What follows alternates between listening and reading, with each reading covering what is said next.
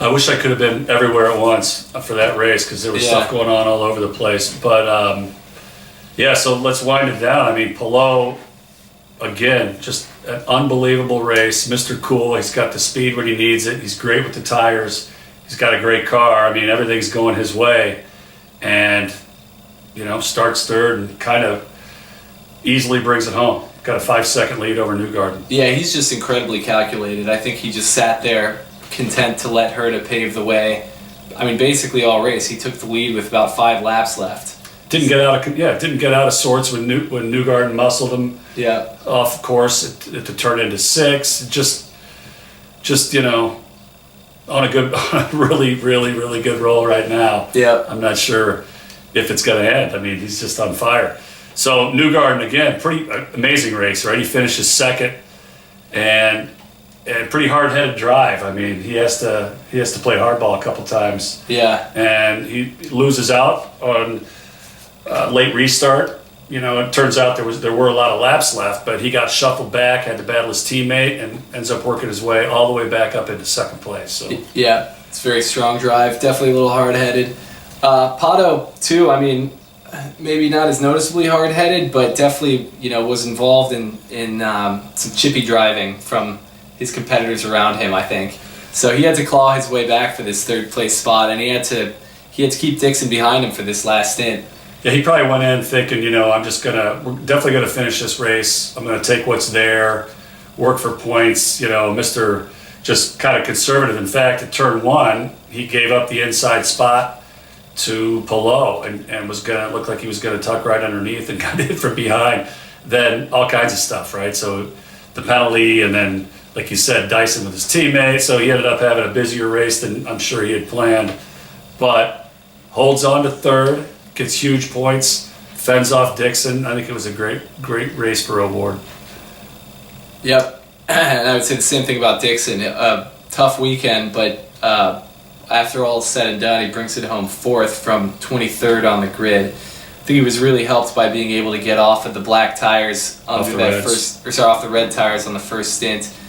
But that said, I mean, there was a point where, I mean, it's also just great driving. There was a point where Power was ahead of him early in this race, and look at where Power wound up compared to Dixon. It's not exactly apples to apples, I guess, because Power did have to do a red tire stint later on in the event. But still, I mean, they were, you know, from, I don't know, I guess Dixon, just like he usually does, put together a very, very strong, complete race.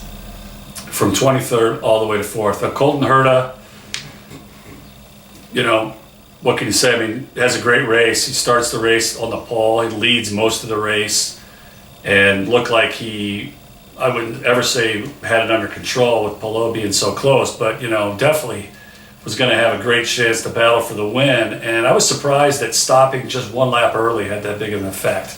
Yeah. I didn't think he was in that big of a weak position after that when it happened. But, you know, watching the replay on TV, I think it was just that extra lap. Yeah. He needed the fuel, just couldn't fight. Yeah, unless they didn't get the car full or something, but still, it's 5th is tough for a pole and an otherwise dominant day. Ericsson also very up and down, also involved in some chippy driving, comes home in 6th. He actually had a great, I mean, he had a lot of really good stints, but I think he came out of the pits all the way back in 11th and brings it up to 6th before the end of this thing. So he had a strong final stint to tie it all together. Slow final stop. I mentioned before I added up the laps for Herta. I did that for a few other guys, and Ericsson was a full 8 seconds. Wow. On that 2-lap, you know, whatever you want to call that 2-lap combo during the pit stop, 8 seconds slower than Herta. And I think he was 6 seconds slower than Dixon, so it really cost him some spots. And yeah, he battled back, ended up 6th. Christian Lundgaard had a great race. I mean, qualified 7th, got off to a good start, was making a move for 3rd place, or was that? I guess that was 4th. Yeah. At the beginning, got shoved off. You know, made that. He was in wheel-to-wheel battles all day, and made that aggressive move after that final pit stop to get him a few spots, and was able to hold on and 7th's a good spot, man. It's a good finish. I almost think he could have finished a little bit higher than 7th. I thought he just looked really, really good all day. But 7th is good. McLaughlin 8th, kind of quietly. I don't think it was there weren't, there were a lot of highlight reel moments in this race, and I don't know that he was involved in any of them that I can think of. But he's pretty steady. He started 18th and kind of snuck up to 8th. I almost didn't even notice it. I go back to the lap chart. He was running solidly in 8th place for a lot of laps there in the middle of the race, and was, right on top of Newgarden after that last yellow. And so, not sure what happened, why he faded, but still ends up in 8th, and not bad considering he started in 18th. Yeah. So that's a strong race. So Kirkwood also, I would say, he started 6th and finished 9th, but he was at the back early twice, and I was actually when the race was winding down, I was a little surprised to be counting everybody going by and see Kirkwood all the way up there inside the top 10. So it's great recovery. Yeah, for sure. I guess I was too. And Rossi, back in 10th, Rossi had he had a good weekend. I think he led every session up until qualifying. So fastest in P1, P2, fastest in the warm up, and at times in the race looked good. Just, I don't know, his interview afterward, he was a little dejected. He didn't think he couldn't figure it out. He didn't know if it was straightaway speed or what, but just, I think, disappointed to be in 10th. Yeah. After showing, so much speed throughout the weekend. Yeah, he looked better than 10th for a lot of this race. But he even was in 8th after everybody had made their final stop and just kind of slowly fell back to 10th. So it's never fun to finish a race like that, looking in your mirrors rather than looking forward. Yeah, Graham Rahal finishes 11th. I feel like he was running right around there most of the day. I believe he had to serve a penalty for blocking. Looks like he just yielded the position late in the race. I think that was when, back on the back straight there, I think it was when he made contact. Yeah, kind of blocked Rosenquist.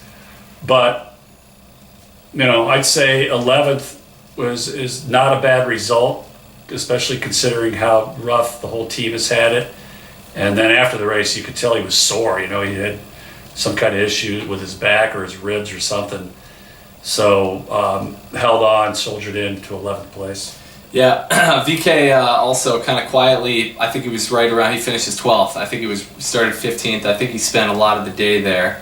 Not always quiet, like you said, he made contact at one point. He was mixing it up here and there, but yeah, just outside of, where you're focused on your attention, right? Near the front. So didn't get a lot of looks at him.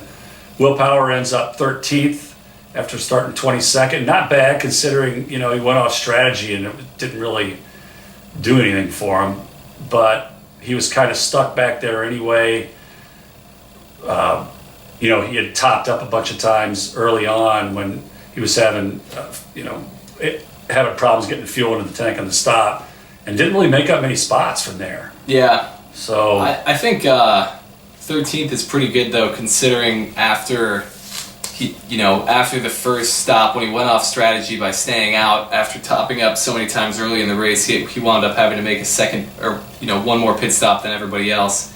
I think that's pretty good. His final tally for pit stops in this race was 7. The 7-stop strategy, which you don't see very often. But so actually, I think pretty much everybody behind, not everybody, but almost everybody who finishes behind had an off-track excursion at some point. Pagenaud's 14th. We already talked about him. Not bad. I forget how far his drive through the grass after getting a little tap from Ericsson, how far down the order it sent him. But it was definitely well below 14th. Yeah, that was a high speed, little off too, but recovered. Castroneves, I'm not sure. Remind me of where he went off. I actually don't know that Castroneves did. I think he might be one of the few in this group that kept it on all day. Okay, so starts 26th, ends up 15th, sort of just out of, again, didn't see much of him. Ferrucci was having a great race early, got off to a really good start, was the only guy on reds early, got that stint out of the way, and, came out of the pits. Looks like he might have had a little bit of a slow stop. But yeah, Ferrucci was looking good early, and then he did have it off as well, exit of turn 6. Yep.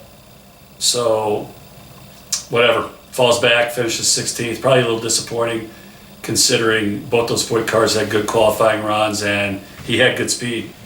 Yeah, and then Hunter Ray in his first race back in IndyCar starts all the way back in 27th and comes up to 17th.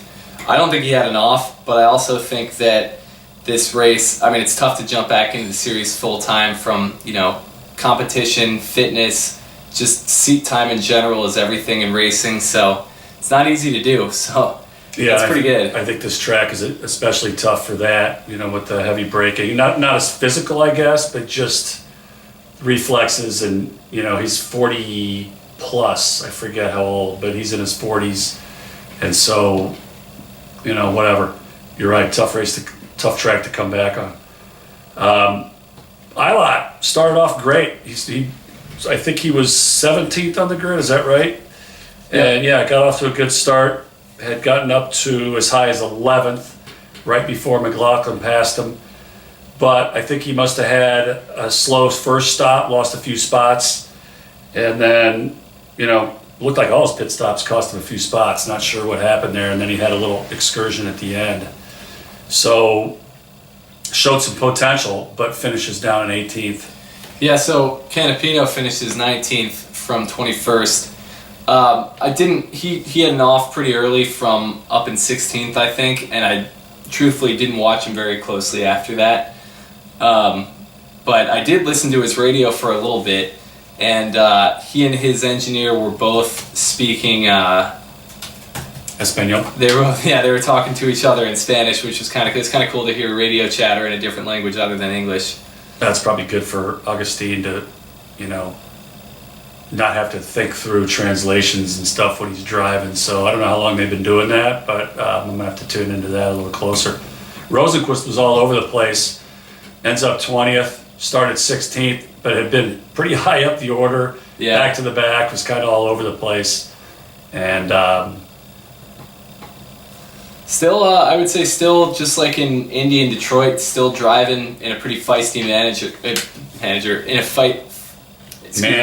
Still driving in a pretty feisty manner, which I think has been a treat to watch these past couple races. Yeah, he was good last year at Mid-Ohio. I think if it was last year, maybe it was 2 years ago, had gone, he was the only, he was running third and the only guy on hard tires when he blew his engine. So, I don't know. We'll see.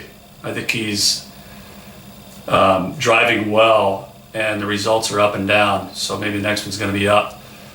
Peterson ends up 21st. Probably disappointing. He started 10th. I think he got muscled around a little bit at the start. I'm not sure what happened in turn 1, but by the time he came out of turn 3, he was already, 5 or 6 cars back, and then got, if I went to find my notes, I could probably be more specific, but pretty much just got jostled and pushed off. Yeah, he wound up getting pushed off at turn 6 after having already been jostled through turns 1 through 5. And so I think he was like 25th at the end of the first lap from starting 10th, which is tough. It is tough. And I heard him on the radio, at least I heard his team on the radio, just, a little frustrated. But, hey, he holds on. Ends up putting, at times looked really good in the race. Made some good moves, had some nice passes. Yep. But could finish no better than 21st. Stingray Robb, you mentioned, ripping through the carousel, through the gravel. I didn't see that. But, sort of quiet, stayed out of trouble, ends up in 22nd. Yep. We've already talked about how frustrating of a day Devlin DeFrancesco had. I do want just to add to everything else, I think he was the only one who didn't make it to at least, let me double check this before yeah, he was the only one that didn't make it to at least lap 40 on the last stop. They came in on lap 37, and so they had to come in again before the end of the race. Yeah, I did not notice that. I wonder what happened there. So it looks like by the lap chart he had lost, no, never mind. Actually, he was... I don't know what happened. He kind of was having an up and down stint, but maybe they just didn't think they were going to make it on fuel or something. Well, he had come in with 18 laps to go, it looks like. So something must have happened on that, with the fueling under that yellow, where he didn't get all that he needed to contribute to the frustrating day. So Marcus Armstrong, back in 24th, the first guy lapped down. I mean, he definitely had podium potential. Yeah. You know, dicing up with the big guys, looking really good. And then when they went off strategy for whatever reason, I guess, I watched on TV today, they were talking about being worried about running the reds so long. It still didn't seem like, seemed like a prayer that late in the stint to try to stay out there. And then it sort of fell apart. I think he went off, and maybe even a couple times, to where, he lost a lap. Yeah, I think they just blew it by leaving him out there because he was obviously really fast. So Grosjean finished his 25th. Couple spins, couple offs. One of them brought out a full course yellow. I think he's just, frustrated right now, and I think the off week will probably be good for him to hopefully get out of his own head a little bit, because think of the season he's had. He's had so much speed. He's been right there for wins. And to just, fall short race after race after race, wind up in the wall or the barrier, I think that really weighs heavily on you. Yeah, I mean, rough weekend all the way around. Didn't qualify well, got singled out by Power, so he's good, whatever. And then in the race, once he went off in turn 3, and then he went off, a few more times. He got launched at the exit of turn 1. There was all kinds of stuff that I saw when I was watching on TV that I didn't notice live. So he was just, in a bad way. And like you said, he's been right at the front a lot of times. Yeah. And it just, he's need to take a couple deep breaths. I don't know what you do in a situation like this, but man, he's got to hit the reset button. Yeah, I hope to some extent he can with this off week, because when he's on form, he's incredible to watch. But he's obviously having a rough go right now. He's in a bit of a rut. Yeah, you said you had listened to his radio and he sounded super dejected and just the whole thing, he just needs to... Yeah, before that restart where they had left him out there, so he was restarting behind Will Power, second in line but a lap down. They just came on and told him, like, hey, you're 1 lap down, that's the leader in front of you, whatever, there's no reason to push, let's just hang tight, Power's got to pit, maybe we'll get our lap back. And he basically came back on, he's like, it's probably a good thing we're a lap down, we really don't deserve to be anywhere else. So he's definitely down on himself. So hopefully he can take a couple deep breaths. He's got 2 weeks, and then Mid-Ohio could be a good track for him. I sort of forget what he's done there in the past. But anyway, 25th for Grosjean, 26th for Harvey. I mean, another guy that's in a little bit of a funk, he must have got some kind of a high making the 500 the way he did. But even that, right, that was just scraping for the last spot at Indy. And so he's just not hooked up with the car. I mean, he had a good practice session, I think, in P1, but, ends up starting all the way back in 24th. And he did have a great start. Did you see his IndyCar when he jumped about 4 or 5 guys at the start? And didn't get the penalty for that. But yeah, just an off track and caused the yellow, finishes 1 down, all the way back in 26th. Yeah, and then Malukas is our only retirement, who I think also had a pretty good start, if I'm not mistaken, but just kind of ground to a halt 24 laps into the race. Yeah, no idea what happened there. But, all right, so that wraps that up. We're off to Mid-Ohio. I don't know if we want to do the points. I mean, one thing that we know is Pelot stretched his lead. Yeah. So let's just go